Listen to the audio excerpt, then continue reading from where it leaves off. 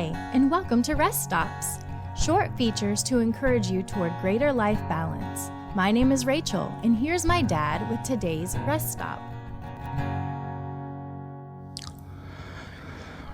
I remember a few presidential elections ago, one of the campaign themes was, "It's the economy, stupid." This battle cry resounded with many party faithful, but in my opinion, it's a very narrow-minded approach to think that the primary issues of life revolve just around money. I'm not an economist, and believe me, there is plenty I don't understand when it comes to our country's economic policies. Gross domestic product, GDP, is a set of indicators that measure a country's wealth and their supposed standard of living.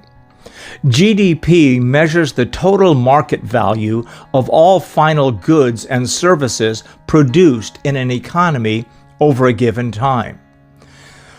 Another simple formula for measuring is GDP equals private consumption plus gross private investment, plus government investment, plus government spending, plus exports minus imports. If GDP increases, the economy is growing, and so is our standard of living. If GDP declines, it means the economy is contracting and could lead to higher unemployment and possibly a recession. This is the tool nearly all countries use to measure their wealth. This may be good for economics, but it doesn't measure a country's true wealth, its moral, spiritual, or social condition. It also judges people and their contribution to society in a very skewed manner. If you're spending, producing, and consuming, then you are helping the economy and contributing to the wealth of the nation. But if you aren't producing goods or services, you're hurting the economy. Based on this model, if you work as a volunteer at a soup kitchen or homeless shelter, are part of the Big Brother Big Sister organization, or a teacher investing your life in educating our nation's children, or a stay-at-home mom who raises and invests in her children, you're just consuming resources and are a drain on the economy. Now, how sad is that? This is what happens when economic indicators and money becomes our primary measuring stick, and we gauge or determine a person's value based on whether they contribute to GDP.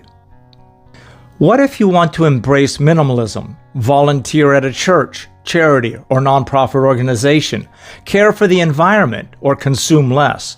Well, you aren't good for the economy. If you produce and consume, you're a good citizen. If you conserve, purchase less, or volunteer your services, you're a drain on society. A country can be materially rich but morally poor, fully employed but emotionally broke.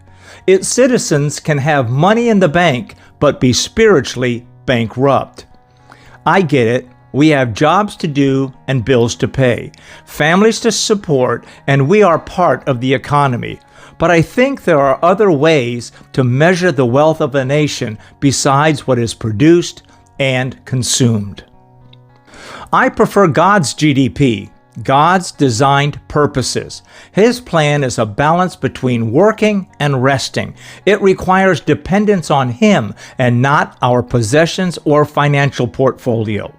Let's not judge or gauge a person's contribution or value to society based on what they produce or the goods they purchase.